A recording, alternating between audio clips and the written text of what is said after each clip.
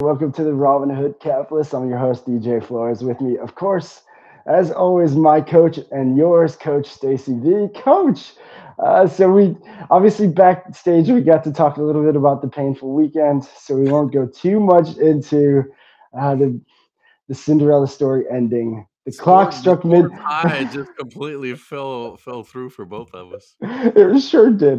Oh, The clock struck midnight, and Joe Flacco became a pumpkin again. well, But as did Dak, so it was we both got ran. oh my goodness, I seen a video actually of a Cowboys fan just punch his TV. It was so bad. There was a lot of collapses, but the thing I do want to talk about with football, which was so kind of shocking, I guess, in a little bit, was, and we talked about this, but I'm sorry, I'm trying to turn on Do Not Disturb. I'm getting blown up with stuff right now. Um, but we was Mike Tomlin's press conference. Oh my goodness! I seen the video. Well, I seen the headline, and I'm like, okay, wait, like what happened? Yeah, And you see the video, and you can tell he is not happy, obviously. But they got a beaten too, and at least they he got to beat. Well, you did too. At least y'all got beatings with your third string quarterback, not your starter. true. But what was crazy was that question. You got to expect it's going to come. It's always where they like to. I mean, They never even got he to the question, and they get beyond the setup. true, exactly. You got He did. so you've got 1 year left on your contract. Boom. It's God. It was so funny. I mean, it was such a great, I guess, response. But he knows it's coming. Come on, Mike. You know that's coming. Like they're gonna. That's the way this game works. They're gonna find anything to get some of the Still, rise out of still you. never a losing season. Yeah, unbelievable, unbelievable. And I know that's been painful for us as me as a Cleveland fan, obviously. And I'm pretty old, and they've only had 3 coaches. That's also amazing. Yeah, right. So, other than obviously football, how was your weekend? How was it? Man, You, it could not have been better. So my son and daughter-in-law and grandkids were here for the weekend, so we finally got to celebrate Christmas. Still got a few Christmas things hanging around, but because we kept everything up until they got here. But it was awesome. So love spending time with the kids. That was great. oh, I love that. That is awesome. Yeah, and yeah, it was obviously a 3 day weekend for the kids, so a little bit longer with MLK Day. But yeah, we got a client with the new gig going, so that was fun. That was That's good. exciting. But yeah, other than that, I do want to, before we bring out our guest, and again, if you guys are joining us, if you're joining us here, he'll be out in a minute, I promise. But we have the founder of We Close Notes and the host of the Note Closer Show podcast coming out. But Coach, I had BNI obviously this morning, and so there I got to meet this amazing guy who owns. It's called Two Maids here locally, and one thing that blew me away was right in his book. He spells out that they pay for performance. If you could see that, but so literally, based on your rating of their service, each cleaning will depend how much the two cleaners get paid for their service. And I thought, wow, I always was. I mean, I've been in sales my whole life. What drew me to sales was commission. So I'm all about, hey, I get it. The harder you work, the more you make. So I think and I think you nailed it, where you said like there might be a few knuckleheads that would screw around, but other than that, it's really going to just drive the point that they're going above and beyond for their service. So good, Yeah. good, good, good on them. Yeah, yeah. I mean, man, talk about pay for performance, a model of compensation. It's kind of wild that they go that route. But then you also said they give free cleanings to cancer patients and things like that. They do, yeah. And so I'm glad you brought that up. So yeah, they're actually the thing that blew me away. He told me about cleaning for a reason, and so it's an ISSA charity. But guys, if you know anybody who is battling cancer, this is literally a free service. They partner with cleaning services just like Two Maids all throughout the United States and even Canada. and they've donated so far. So they were founded in 2016. They've donated over $17 million worth of service, of cleaning service to cancer, to people battling cancer. So again, with caregivers, that's one thing off of their plate. That's going to obviously ease their work. So please reach out to them. Use again, Lee. Shout out to Lee here with Two Maids, the owner here. But yeah, they donate a bunch of hours every year as well, and so just an amazing kind of charity that's tied to it. God so. bless them. That's awesome. So yeah, so next guest, so the guest we're gonna bring out, gonna get the intro, and then I'll give a proper intro before we bring him out with us. Get ready, y'all. You get one heartbeat song. Take it seriously. This is your masterpiece. Don't forget to dream and taste the colors in the air you breathe. It's your masterpiece. Go ahead and feel it all. Don't stop till it is beautiful.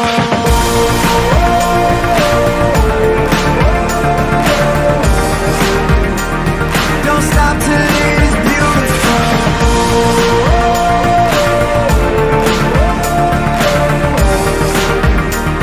Don't stop till it is beautiful.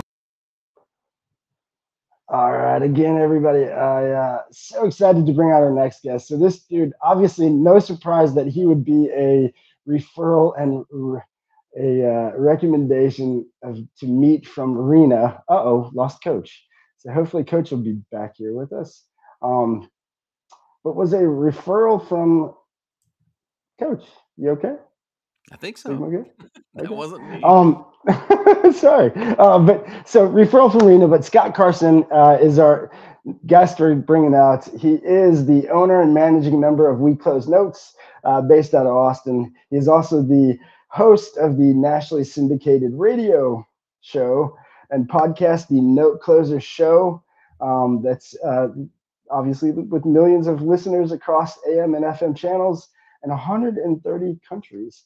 And just an amazing dude. Can't wait to talk about what he gives, because even when we first met, Scott, thank you. But when we first met, you were already giving. So I want to start there. But before we get into the giving, give a little background of who you are, a little more, and then I want to get into that, because I did get to see your training recently as well, which is just more giving. So I am unfortunately a very sad and depressed Cowboys fan. Choke boys, as you guys are talking beforehand. So having to go root for the Texans feels like I'm like rooting for your little stepbrother. But anyway, no, Austin's home, but been an entrepreneur for over 20 years in the mortgage and real estate industry. Sold everything I owned back in 2010 after leaving a business, and then also a partnership and stuff like that, and thought I'd travel across the country for 30 weeks hitting all the Major League Baseball parks, and that turned into 4 years of nonstop travel, and kind of led to me becoming the note guy, which I focus on a very, very niche inside the real estate investing community where I buy distressed debt. We could go into that, but we don't want to go down a rabbit hole. Compare me to the Christian Bale character in The Big Short. If you like to watch movies, I'm that guy looking at spreadsheets and evaluating assets all day and stuff like that, and trying to work to help people out. But now, honored to be here, guys. I think what you're doing is awesome. Great show. And I'm a big believer in, like what you said, is you get back tenfold of what you put out. And I'm very fortunate to be where I'm at today. Years ago, when I first got started as an entrepreneur, I kind of fell flat in my face. And was very fortunate enough to have some mentors that really helped me along the way, and always promised, hey, if I got to where I could give back and help out folks from the brand new to the seasoned investor, stuff like that, I'm glad to do that. And so that's one of the biggest premises of when we deliver a class or with our podcast, or when we're teaching a workshop, or if I'm speaking on somebody's Zoom call or virtual workshop or in person, is to give, because those that need it and those that want to take advantage of it will do it. And like I said, you'll get back 10 times what you put into it. I love that. And you nailed it. I actually took that advice from John Hewitt's book, I Compete. And he said he tried to outgive his parents, and And I was just at a time where I'm like, okay, I had that vision or mission I want to get to a point where I can give. And then I thought, well, shoot, why don't I just give what I can give now? And so just started to give whatever I could. And yeah, the universe just has a funny way of responding back. So I agree. All right. I've got questions. DJ. Yes, please jump on in. So notes being such a niche, it had to be a journey to get there. It's obviously, from what you said, it's not where you started. So how did you land there? Yeah, it was an interesting thing. I think everything God puts in front of us is a step on the ladder to our end point. And I started off as a real estate investor, buying my first house, and then we bought 2 other rental properties at full value with a realtor. And then I got laid off, and then my renters got laid off. So I was a distressed borrower pretty fast back in 2001 and 2002. Fast forward to 2004, if we kind of got my assets out of a sling, I was fortunate enough to hook up with a buddy of mine, still to this day, Boyd, who started a mortgage company with 2 investors by the name of Bob Leonetti and Jimmy Kaler. They taught creative financing and traveled the country teaching owner financing, buying on terms and stuff like that, along with a bunch of other folks. So I left my job in the banking industry at that point to join them. And basically we had a 4-year apprenticeship in real estate investing and how to do it creatively.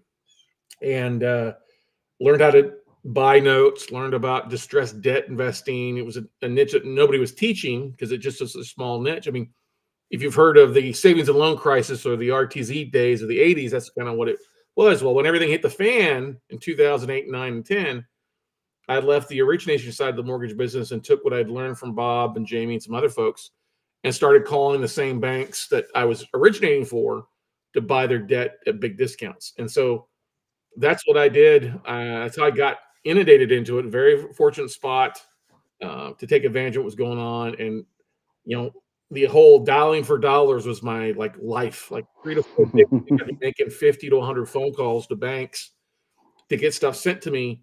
But I just made a game out of it. I knew I made 54 phone calls over 2 days the first time. And then on my 54th phone call, I got a yes. Well, that yes led to a $50,000 commission check, about a month later. And I was like, okay, I found something. Let me just stick to it. And that's what I've been doing, is literally making connections to banks and asset managers and mortgage companies, and been doing that for about 16 years of buying distressed debt. Bought over $1 billion in residential commercial debt over the years. We've helped thousands of real estate investors who want to get into the being the bank kind of side of buying distressed debt and performing debt. And by teaching them how to do all that stuff, it's a different animal than going out and buying a property. Buying a mortgage has got some differences to it, but it's been a very rewarding path. And that's kind of how I got started into it. I was once a distressed borrower. I think it's what God gave me that way, knowing that later on I'd be on the phone talking with people that were, facing losing their house and behind on mortgage payments, and having some empathy for them and a heart, and saying, okay, well, let's figure this out. Let's create a win-win solution. Let me help you out here in some sort of fashion. If you want help, we can do it, but you got to make me halfway. If you're not going to help me, then we're just going to go ahead and go the route of foreclosure, and you can deal with my attorneys. So 54 times, that's a lot. And I think, maybe after 40, a lot of folks would have just thrown in the towel. What kept you going when you just kept getting nuts? I knew that they existed. I knew that they were out there. And I was like, what the heck? I mean, you got to realize this is like 2008, where any mortgage broker worth their weight knew that the merry-go-round was coming to an end. Subprime had started to fall off, and there was increased defaults. I was like, well, I got this opportunity. Let me just keep making phone calls. And I've been in sales before that. I knew that 80% of sales comes after the 5th contact. You just got to keep following up and following up and following up. And I knew I started getting the right spots when people were like, oh, no, we don't have anything. Or, hey, I knew I was talking to the right departments, which are internal departments of the bank. But I just said, well, let's figure this out. I know I can get a yes. Let me keep going. Let me keep going. And it was at 4:45 on a Thursday afternoon when I got that yes. I know it, because I was like, I almost gave up. You know what I mean? Yeah. Oh yeah. If you're big in books, there's a book called Think and Grow Rich, 3 Feet from Gold, that my buddy Greg Reed actually wrote. Greg's a mentor of mine and buddy for over a decade now. It talks about how most people give up, and they're literally just like 3 feet from the gold, from making things happen. So I kept going, and that's not even my longest set of phone calls to get in. There you go. You got it. Greg's a good buddy. There you go. You'll be happy. There you go, Greg. And, I got into one bank. It took me 70 phone calls over 3 weeks before I finally got the right yes. But that turned into $1 million relationship. So I think anybody out there, that's part of your outbound, your lead gen is calling and stuff like that. Don't give up. Usually it doesn't take 54 no's to get a yes. But for me, it did. It was a different time. It's just a matter of like systematizing it and following up and having a game plan more so than anything else. Well, and I love that you said about making it a game, or you made it a game, because the podcast I had before this one, we had on Andrea Waltz. So her and Richard Dent wrote Go for No. And it literally it's kind of just flipping the idea of you want to count your no's. And once you really start to pay attention to them, you start to not notice them as much. It's kind of crazy, but it really does. Now you're like looking for the no's, and it's another just great way to kind of play with that. Because again, obviously, you get the game, dialing for dollars. It's there's a lot of no's. You go through a lot of no's, a lot of hangups, and a lot of heartbreak. So and you also got to realize too that no doesn't mean no. It means not now. 90% of the time, it means not now. So if you can make that touch, and then only 48% of people will follow up with a second phone call to a prospect, that puts you 50% ahead of the game. And if you make a third phone call, I think it's 1 in 20, only 25% of people follow up a third time. So I knew those numbers. I said, okay, well, let's just pull all these phone calls and we'll just start this touch basis. Let's give it 30 days. Let's just keep rocking and rolling and give it time for our voicemails to hit, or like the first 10 phone calls, I completely botched it. Everybody does. Oh yeah, you get transferred. You're talking to somebody, and you're like, "Who am I talking to? What's the name of the bank?" All that kind of stuff. You just got to realize that people don't really think about you 5 minutes after after they hang up with you, and just move on to the next one. So it's just a dogged determination more so than anything else. So back then, your ability to research was a lot less. So I mean, you were probably really going in blind on a lot of these calls too. Yeah, I was looking. The one thing that was good is you could actually go into, like, with any type of licensing, any type of state licensing, you can actually go to the state that you're in, and they will tell you whose license is expired or has been withdrawn or stuff like that. So I went to the Texas Mortgage Bankers Association, and I downloaded a list of licensees. You could literally go to their website and click on a few buttons that would download the whole list of all these mortgage brokers and bankers and servicing companies in the state of Texas, including like phone numbers too and email addresses, which is stupid. Oh wow! And it gave me a list like 950 mortgage bankers, and that's what I started with. And I said, okay, let me pick the ones where their license expired in like the last 6 months, because at this time there are a lot of banks going out of business, people getting out of the mortgage industry. So it's like their licenses expired in the last 6 months. They're looking to get out. They may hold some stuff. And that's exactly what happened. I called this company, Aegis Mortgage, out of Houston. Kim Kroc was her name. I still remember to this day. I called the phone and she's like, hello. I'm like, is this Aegis Mortgage? She's like, yeah, how can I help you? I said, well, I'm looking to your non-performing note department. She started laughing. I'm like, well, what's so funny? Did I say something wrong? She's like, no, you're the right person. I said, it looks like your license. She's like, oh, yeah, we're going out of business. I'm like, oh, I'm so sorry to hear that. She's like, yeah, it's me and the boss. I said, I have one more trade to make. And when I make that trade, I'm unemployed. I'm like, well, you can start to say you make one more trade and you're on vacation for a while. She started laughing. She goes, what do you want? I said, what do you have as far as distressed debt? She goes, well, I got one portfolio. It's in Houston. I said, well, I'd love to take a look at it.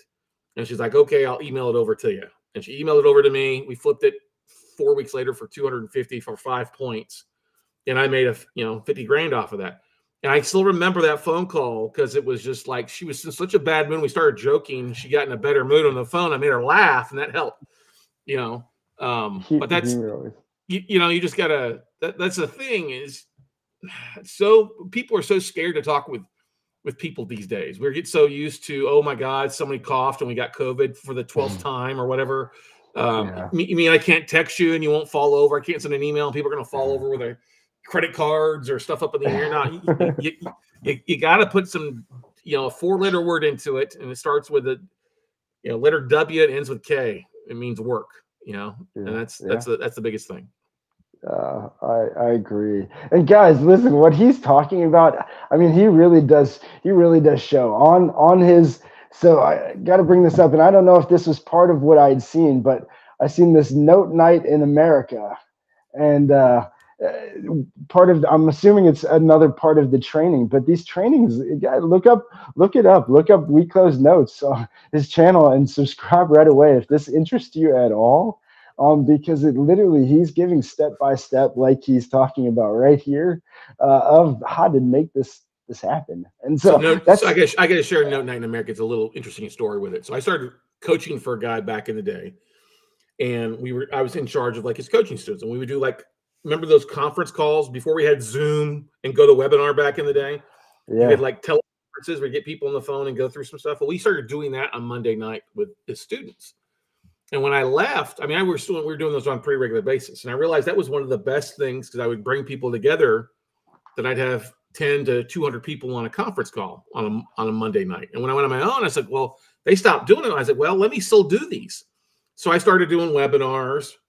And now we've done Note Night in America for 13 years. Okay. 13 years straight. I've averaged about 30 calls throughout the year, and it's either me teaching something, or we have an educational guy or a gal on there, or a vendor that we use, something, just a nugget separate from the note closure show. We're supposed to have something last night, but with the weather, it was kind of crazy, so we ended up having to rebook the guest to next week. But that literally has become its own podcast, its own, a lot of content. It's about an hour long every week, and it's just 13 years straight. It's the longest running like webinar. I mean, we've only got 156 podcast episodes, because we only turned into a podcast episode like 4 years ago. But it's that continuous tap into our audience, and it may be anywhere from 3 people to we've peaked out having over 1,000 people on the webinar live at one given time. And it's just trying to give. I don't give away everything that we do, but we do give away a lot of the nuts and bolts that a lot of others don't talk about, because I always want people to think, like, if this is what Scott gives away free, imagine what he does if he's signing up for a workshop or signing up for coaching. You're going to look to buy a deal or invest with him. Yes. So with the 3 podcasts and 1,000+ episodes, this was obviously part of how you landed on it, but how did you really get so heavy into podcasting, and why do you think it's been? Oh my gosh, great question. I hated podcasts to begin with. I'll tell you that right now. I had to get talked into it. And so this goes back to, now that we've had the Note Closure Show now for 6.5 or 7 years. I always forget. It's 2016. So I came back. I was in Vegas at an event, and I heard Gary Vaynerchuk and Kevin Harrington and Robert Herjavec, 3 people speak at an event. And they were all talking about, hey, you got to go video. You got to implement video into anything you're marketing. This is like when Facebook Lives were first coming out, okay? And Gary Vaynerchuk had his, Ask Gary V show every day, Monday through Friday at like 11 a.m. or noon Eastern.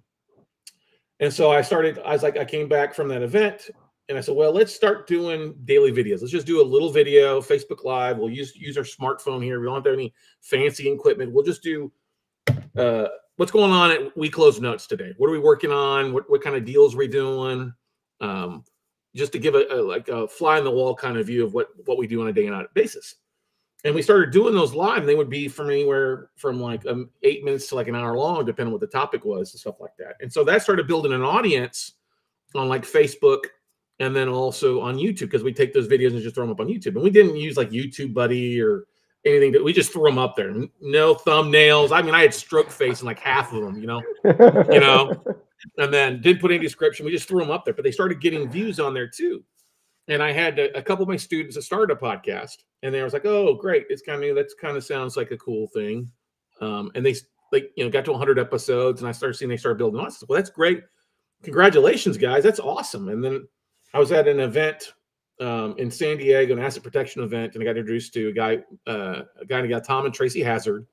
They own podetize.com. They do all of our production for the podcast. But they're like, as they were, I was speaking to the event, and they were researching the speakers. So they came up to me like, "You got a lot of great video, man. You should have a podcast." I'm like, "Oh no." I hear it takes like 4 hours of editing for like every hour of content. I don't have that time, and that just sounds painful to me. And they're like, oh, no, you can do it. We can do it. I was like, oh, no, I'm not interested. Well, in this 6-month period from the time I met Tom and Tracy, I go to this event, this wedding in the Dominican Republic with a buddy of mine. And my buddy there, my student there is there. And he's like, oh, we're quitting the podcast. And I looked at him like, why are you quitting your podcast? That's like a unique thing. There's nobody else doing that. Why are you quitting your podcast? There's like one smaller one that wasn't even halfway. And they're like, well, we're just having creative differences. I don't want to do it anymore. And I remember looking at Steph, my better half, and she looked at me and we walked back to the room. She's like, you're starting a podcast. I'm like, hell yeah, I am. So I got home, called Tom and Tracy and said, what do I got to do? And they're like, listen, we keep it easy for you. Just record it. And, via Zoom, how you're doing your lives or whatever, whatever you guys, Google Plus or whatever like that. And we'll do all the work. I was like, done, let's do it. And so I just started cranking out. I said, okay, we're going to do the Note Closure show. We've got a little bit of audience. We got some minimum here with the videos. We did 150 videos. That's literally 5 months of content daily to see if it would be worthwhile. And then I said, okay, let's release episode 1, which is episode 151 technically of the podcast. And we cranked out daily video, Monday through Friday videos for like 3 years. Then we went to like 3, and we hit a little bit of pod fade for a little while. We took a couple months off, then we were hit and miss for a little while. But I just uploaded episode 822 today of the Note Closure Show. We got 156 on the Note Night in America. And then our Note Camp podcast is like 3 seasons with like another 70 or 80. And then I've been a guest in about 300 other podcasts. But I found it so valuable, Stacey, because nowhere else are you in somebody's ear that they're consuming your info as long as they are. Facebook Lives, Facebook videos has like about a 1% absorption rate. That's after your 5% of your audience or your connections actually sees the stuff. The algorithm works against you. YouTube is a 11% absorption ratio, but podcasting is 86% retention. If they listen to you from the start to finish because they're busy doing something. And we started seeing immediate results of people reaching out and calling us, opting into things, sign up for classes, or reaching out to invest with us or to buy assets from us. I've even had bankers that listen to my podcast. I'd be in a conversation with like, oh, you're the guy that owns that podcast. I'm like, yeah. He goes, I learned, you taught me something. I've been banking for 30 years and you taught me something. And I'm like, okay. Literally to the point too, that during COVID, you guys gotta realize, I used to travel like 20 to 30 weeks out of the year, like travel out to events and speak for a day or two and fly back. Or hell, there was like 4 years straight that I lived in Vegas in all the whole month of October, which is not good for your liver or kidneys. Okay, I tell you that right now. No. And I basically, about 5-6 years ago, I said, listen, we don't need to do all this travel anymore. We're going to do it online. The podcast is going well. We've been doing these webinars for a while. Let's rethink our strategy and just do everything virtual with a podcast and then Zoom events and stuff like that. And my sales team was all pissed off. They're like, this isn't going to work. And I was like, well, it did work, and I don't need you to work for me anymore. Thank you. It's more successful. And like that. But you have to realize with anything, you got to give it time for your seeds to germinate, and whatever you're putting in place, your market, you got to have time to grow. The podcasting industry is just littered with the carcasses of cheap shows, people that thought it was a get rich quick, or we're going to have success overnight. We're going to go straight to the top of Apple. It doesn't work that way. You've got to be consistent. I think only if you have more than 25 episodes, you're in the top 5 or 10% of podcasters out there. If you've released an episode in the last 90 days and have done it consistently, you're going to grow with it. And one of the things I did is that when I started podcasts, I started surrounding myself with people that were better than me when it comes to shows, and said, okay, what's your growth? And tell me what's the secret sauce? And overwhelmingly, it was just be consistent, be honest. And when you say you're going to do something or you're going to show up, show up. If you say twice a week, show up at least twice a week. If you say once a week, it's great to show up twice a week, but you better make sure you're there at the same time at least once a week and stuff like that. So that's what we found. That's my long-winded answer to your short question there, Coach. No, that was good. No, that was a great answer. I think that was a great answer, because I think it really gets into the I love that you brought up Gary Vee. It makes a lot of sense of now why you went to the niche and why you get the idea of day trading attention, his new book. That's literally where the world's going. And you nailed it with the more. That's why I seen the value right away in this too, was the more you can be genuine, be the real you. So like, obviously you got to say what you mean and mean what you say, but like literally you do that and then you give value, and before you know it. And I started to kind of connect the dots with a lot of that during COVID, was like, hey, I'm catching a little bit of how this is all working. You don't have as many as it might seem that you have, and you're not as big as you, but it's just the consistency of it and the consistency of your following, really. And I can tell you a funny story. So there's this other podcast out there, won't name names, but they were around. They had like 12 episodes when I launched my show.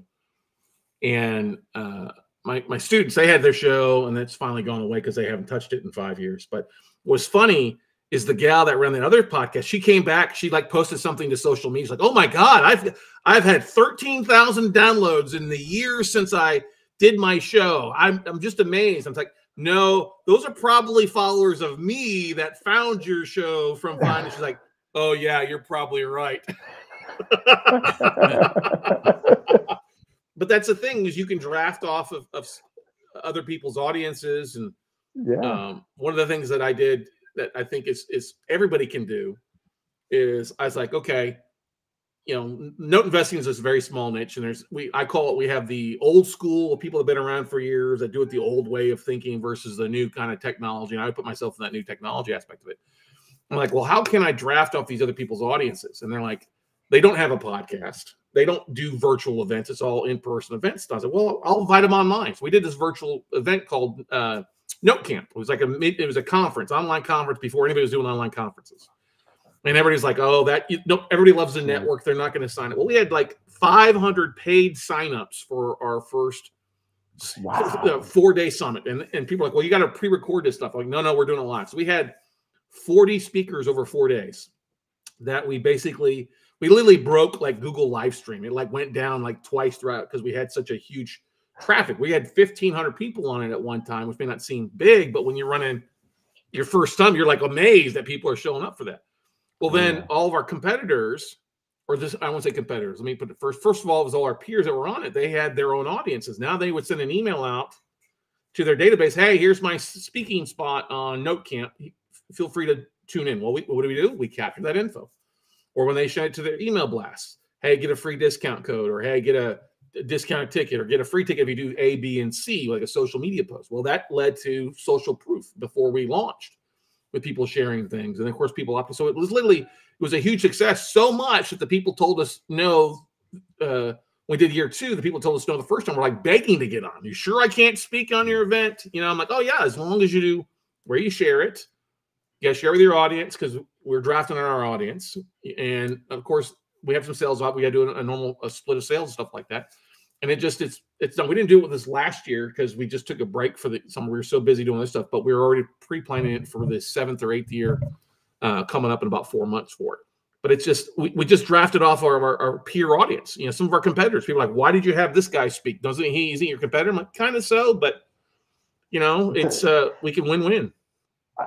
When you're bringing in so many people like that, how do you keep it from just turning into a pitch fest? Very great question. So when I invited people, when I would ask people to speak, I was very specific to only allow a third of the speakers to pitch something. So I had like my core, and if they were going to pitch something, it had to be something of value to the audience. It would be something that was quality. If somebody had a crappy product, we knew they wouldn't be on speaking. You know what I mean? And I would always, I would do some research online for folks. So we would do literally, it's pretty simple. If you had 30 speakers, we knew only like 10 that would pitch. Okay. And those 10, that led to like sponsorship sales too. Like, hey, if you want to pitch, we not only are going to get half, but you also got to pay to sponsor the event. It's something. It doesn't have to be anything big, but something. Or if you want to pick your speaking spot, you've got to pay to get a little bit better speaking spot. So we always made sure that if we had one person pitching, that both people, usually obviously the one before, the one after weren't pitching anything. Right. Okay. And then we also made sure that those that weren't pitching, they still gave something of content, something valuable to the audience, whether it's a free report, free download, something that we could use to give as way. And so they got a lot of freebie stuff, and they didn't mind so much being pitched because they knew that it was a valuable thing. This guy, is delivering a product to find assets, and his software is this. Well, if you got an hour 15 speaking spot, you can't be pitching for 16 minutes and only give 15 minutes of content. You got to give 16 minutes of content, and you only got 15 minutes to make your offering at the end. And I've kicked people off when people went into it where they started pitching 15 minutes in the conversation. Yeah. I literally have stopped people. Said, listen, hey, Steve, thank you so much for coming on here today, but you're violating your agreement of you're pitching a whole hour. You're not giving any content. So we wish you best of luck. And I would like kick them off of Zoom. And my audience like, oh my God. They got the hook. I'm like, this guy's not doing what he said he would. So I've got, and I always had a presentation lined up, a 30 minutes. I love that. Content stuff. That in and of itself would make me want to come back because so many of these you go to, it gets out of hand. Yeah. When we also did something unique too, is we ran 2 Zooms at the same time. So like I would run Zoom 1 and then Stephanie would run Zoom 2.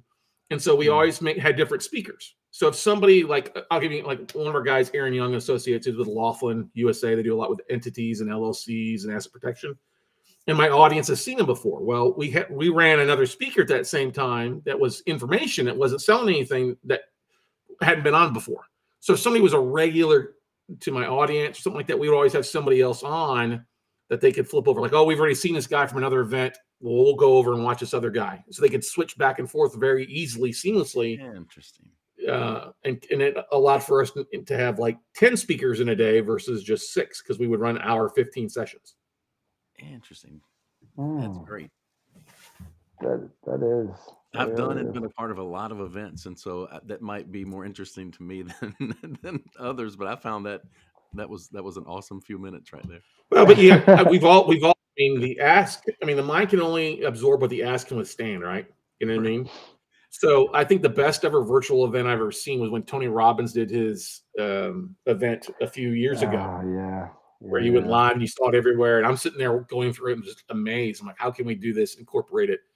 And you got to get people involved. You got to have live stream open for people to ask questions. That's the biggest thing about a lot of events. They pre-record speakers and people can tell what's pre-recorded and they will phase out. They'll drift off. They'll go do something else. Cause I can go back and watch the replays, and nobody ever goes back and watch the replays. Let's just be honest about that. Yeah. And so you got to have your people live. They've got to answer questions. You got to have somebody monitoring the chat roll. If somebody's not asking questions, the person that's there, as I call it, the room monitor or the host, has to have a list of questions that can incite other questions.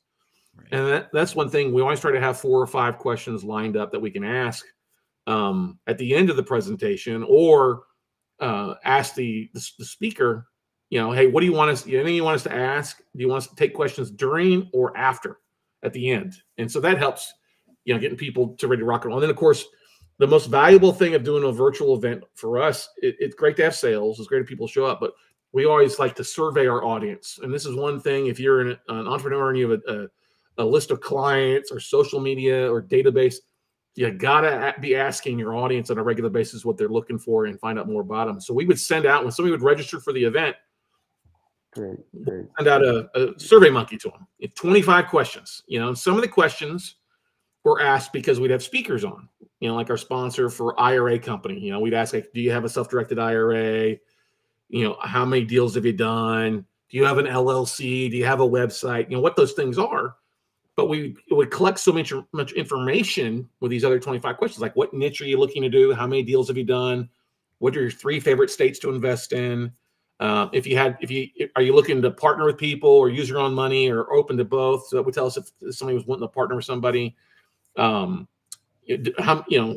niche of note investing, first, seconds, owner financing, private capital. So we'd ask these 25 questions plus, like, where do they listen to the podcast on?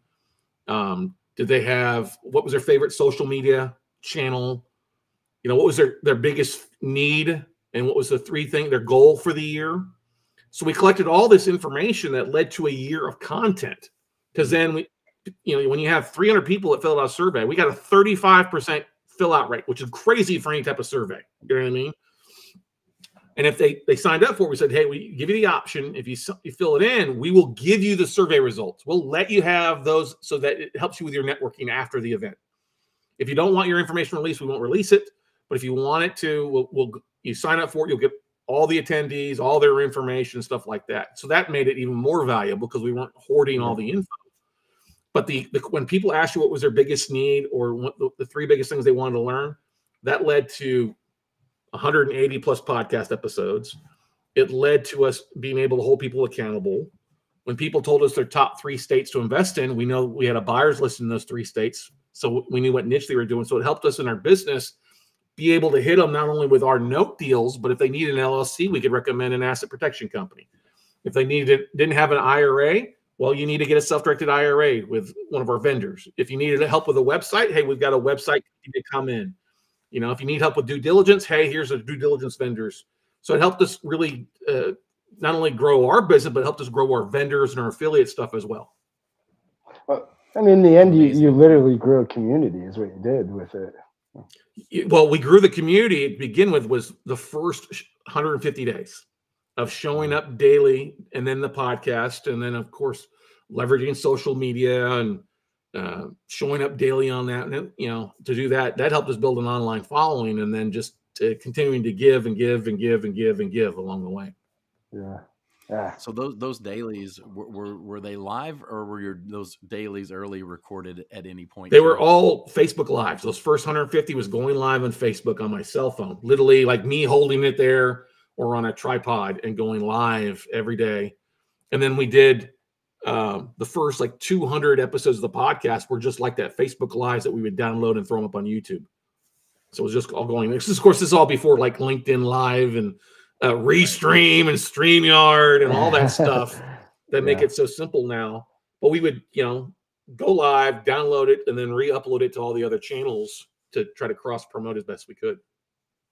Yeah, obviously we're on Restream, but the ability to go for us to 10 channels every 2 times a week it's well, you're doing awesome. 20 because I shared all my channels with it when I jumped on this as well too. So this is going live all your stuff and my stuff as well. Yeah. Well, hey, thank you for that, man. This has been. Hey, can I ask one logistical question, DJ? No, absolutely. Yeah. When you're doing the 2 Zoom rooms, you know, everybody has such wonky internet, myself included, from where they're coming to you from. How do you ensure the quality of each speaker? So most of that was one of the biggest things. We did a tech check with them beforehand, like the day before. If we went live on a Thursday, we had to do a tech check with them Tuesday or Wednesday from their location. So most of them were at home in their office, you know, so they usually had a pretty good internet there. If, you know, a couple people were at other events and they ran up their hotel room to speak in our event.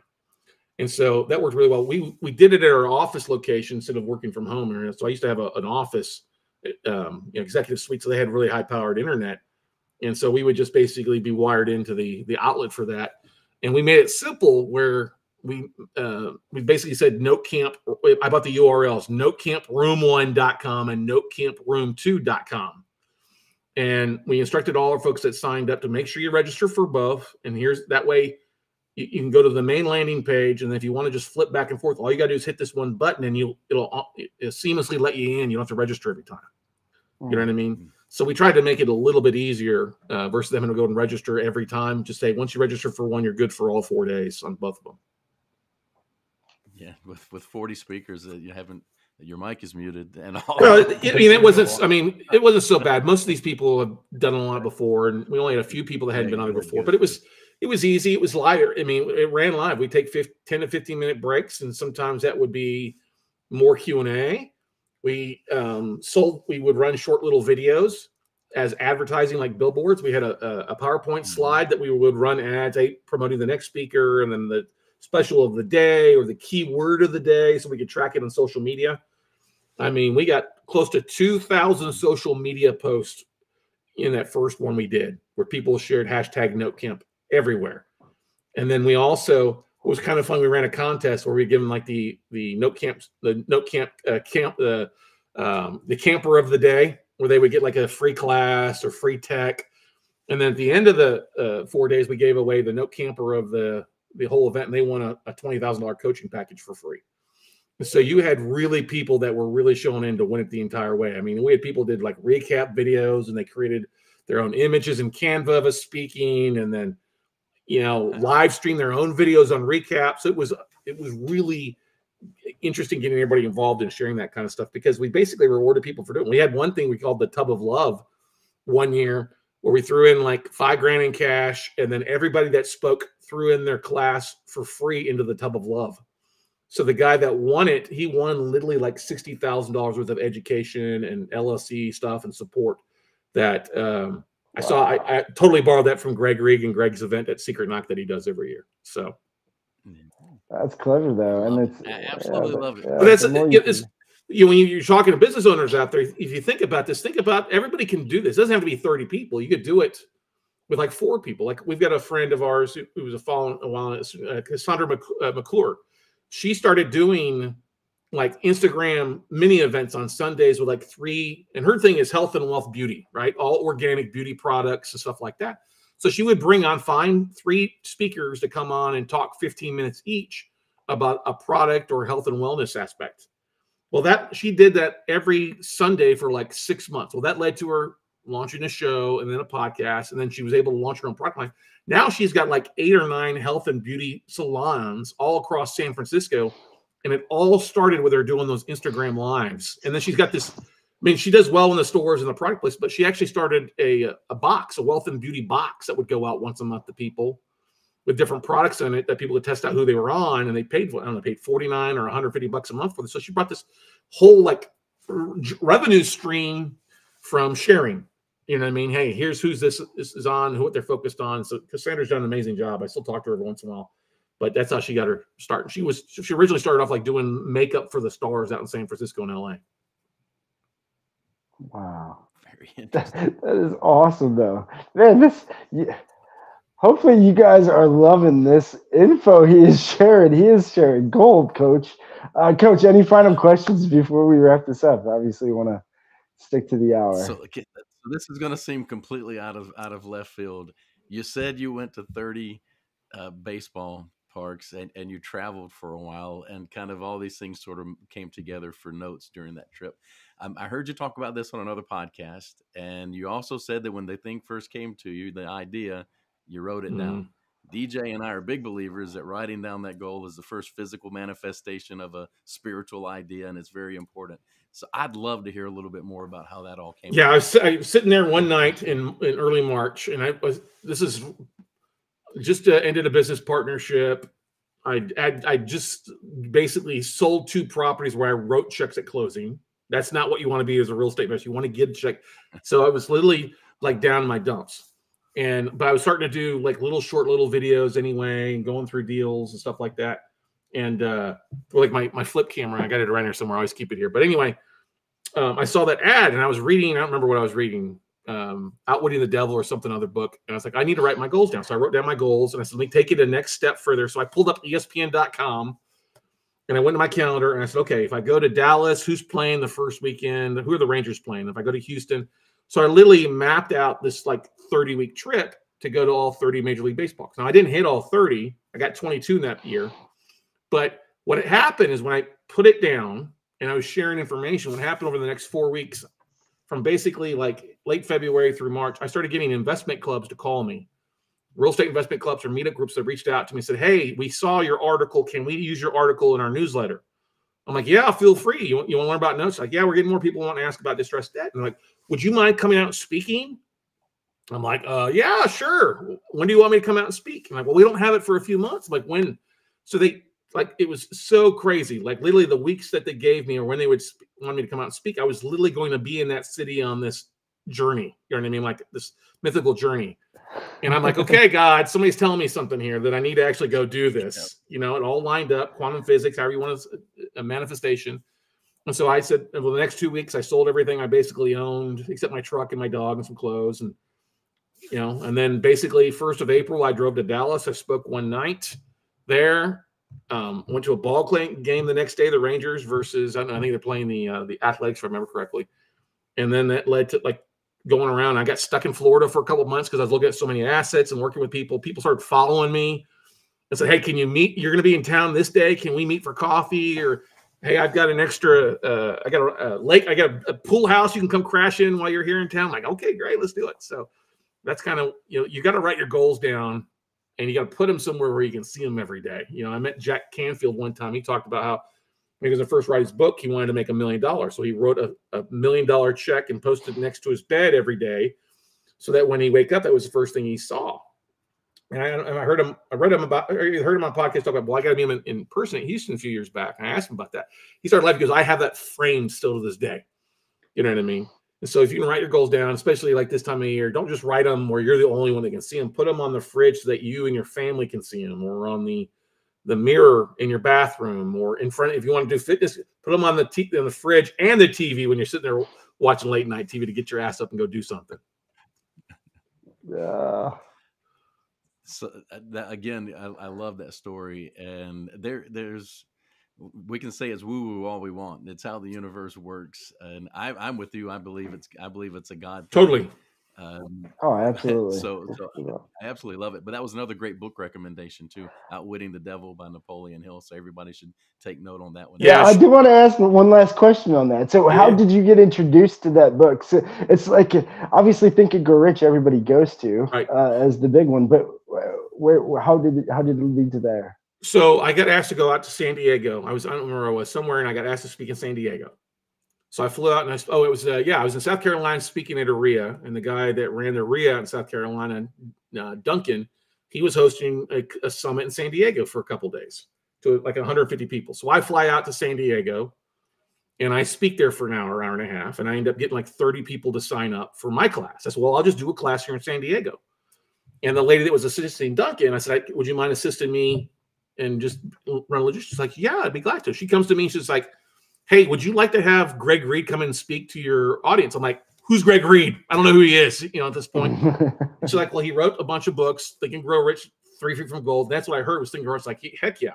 So Greg came and spoke at my event for the first time. That's where we first met. And I met his wife, Erin, or ex-wife now, but she was pregnant. I said, oh, what are you going to name the kid? She says, well, it's going to be a boy. We don't know what's going to be called. I'm like, well, I'm from Texas. You should have it like, since Greg's getting a little old and fast on the trigger, call him Colt.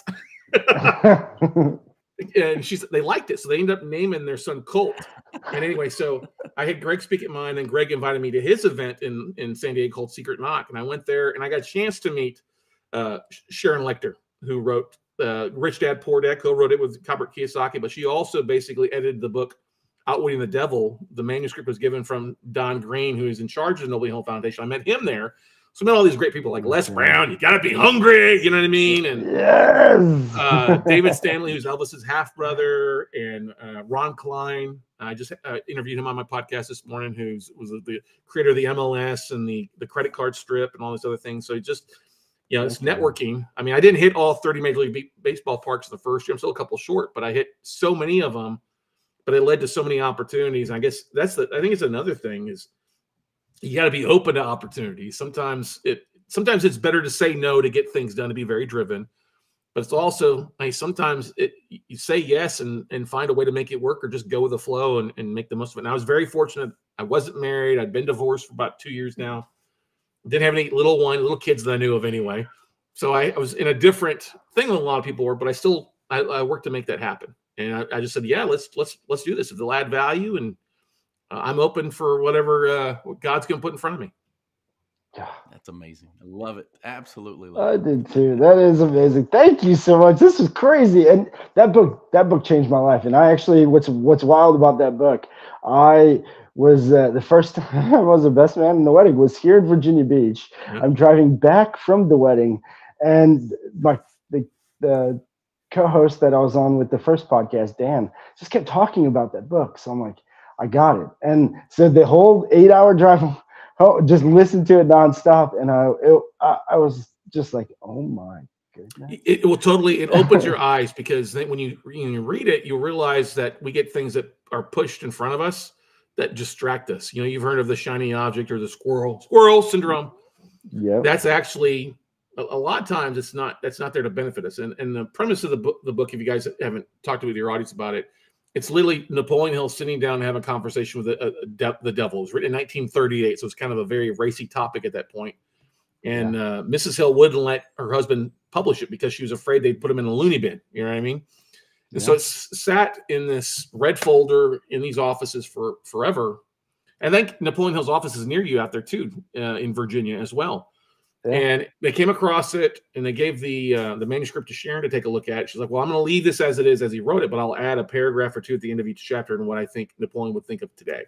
And so that's the conversation of the book is how does the devil keep us from succeeding? And he goes, well, I cause you to drift. I give you distractions. I throw on all these other things that are going to take you away from being driven. I mean, the people that are most successful in life are the ones that are the most driven and say no to the distractions. They remove distractions and are very focused. And that's why they get so much done. When we think that there's not enough hours in the days, they eliminate a lot of that stupid stuff to get focus on getting more stuff done in a day. And that's the key to success. Oh, I'm so glad you said that, because that was gold, and that is true. It's not what we need to add to our schedule usually. It's what we need to remove to free up the time for the things that we really need to do. And I think you nailed it with that. Man, this is so great. Seriously, thank you for joining us. Thank you for sharing all the gold. Coach, final thoughts, and then we'll send them off. And then Scott, I'll give you a last chance to kind of share where they can follow you and how to find you and share that stuff too. Yeah, I don't think I can add anything better than that. That was just awesome. We got to do another hour. I can do this all day. That was just great. So I appreciate it. I'd be glad to come back on anytime. If you guys are listening to this, make sure you hit the subscribe, follow. If you're watching the podcast or listening to the podcast, make sure you leave a 5-star review for DJ and Coach here. They're doing an amazing job. And we as podcasters love to see that, love the comments, love to follow up with our audience. So make sure you do that for these guys. Well, thank you, man. Thank you so much. And really, just to follow up on, because you did nail it with drifters. I love that he used drifters. And then, so my personal development kind of sales training first started with Zig Ziglar.